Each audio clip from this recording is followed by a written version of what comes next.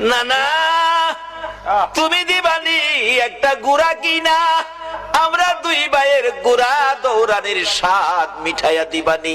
আবু বকর ডাকতেছেন, উমর তুমি কি দেখেছো? উমর বলেন, আমি মসজিদে নববীর বারিন্দার পাশে দাঁড়িয়েছিলাম, আমি দেখি আমার নবী নাতি দইকে খুশি করার জন্য বারিন্দায় হামাগুড়ি দিলে গুড়ার মতো হইলে দুই ভাই নবীজির পিঠ মুবারকে চড়ে বসছে। আমার নবী গুড়ার মতো অভিনয় করে এদিকে যায় ওদিকে যায়, আবার ডাকতেছে, হাসাইন হুসাইন বলো তোমাদের গুড়া দৌড়াইবার স্বাদ মিটছিনি?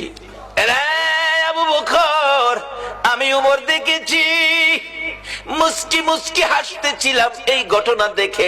আমার নবী প্রশ্ন করে, এরে উমর হাসতেছো কেন? হুজুর হাসি কি ভাগ্য হাসাইন হুসাইন কত দামি ঘোড়ার উপর সোয়ার হয়েছে। আমার নবী চোখের পানি ছেড়ে দিলেন, এরে ওমর শুধু দামি ঘোড়াটাই দেখলা তুমি, যারা ঘোড়ার পৃষ্ঠে বসেছে তারা কত দামি তুমি দেখলা না? আমার নবী এত আদর করতেন হাসাইন আর হুসাইনকে। এমনি সময় উমর ফারুক ডাকতেছে, আমি দেখেছি নবী দুই নাতির দুই গালে চুমাইতেছে। খুশি হইছো নি নাতি?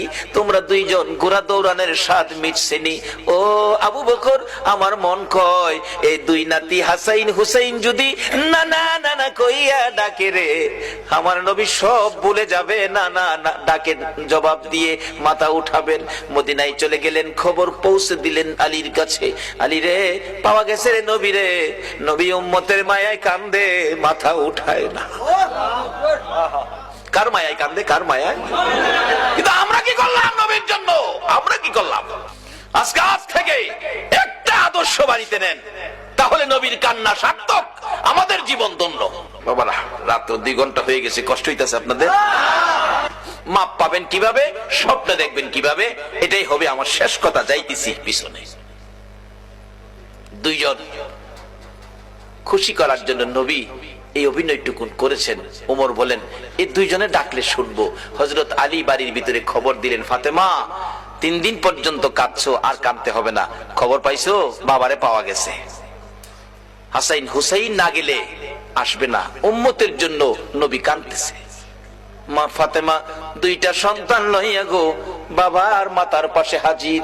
ফাতেমা 2টা হাত বাড়াইছে, মাবুদ গো আমার এতিম বাবা আর কত কাঁদবে উম্মতের জন্য। বাবা কাঁদতে হবে না, উম্মতের ব্যথায় 3 দিন পর্যন্ত কাঁদলা গো বাবা। আমি ফাতেমা রে, ও তুমি বুইলা গেছো গো। সমস্ত পৃথিবীর মানুষ বলতে পারো গো বাবা, আমি ফাতেমারে তো ভুলার কথা না গো বাবা। বাবা গো উম্মতের মায়াই বুঝি ফাতেমার কথাও ভুলে গেছো বাবা, আর কাঁদতে হবে না। আমি ফাতেমা কথা দিলাম আপনার উম্মতের জন্য, আমি ফাতেমা তামাম জিন্দেগির নেকি আমি দান করে দিলাম। রে মা বোনেরা, তোমাদের জান্নাতি মহিলাদের সর্দারিনী জীবনের সব নেকি যদি তোমার আমার জন্য দান করে, এই ফাতেমার জীবনী কিনা গড়ে নেওয়া মহিলাদের দরকার আছে কিনা? এটা নিত না তো।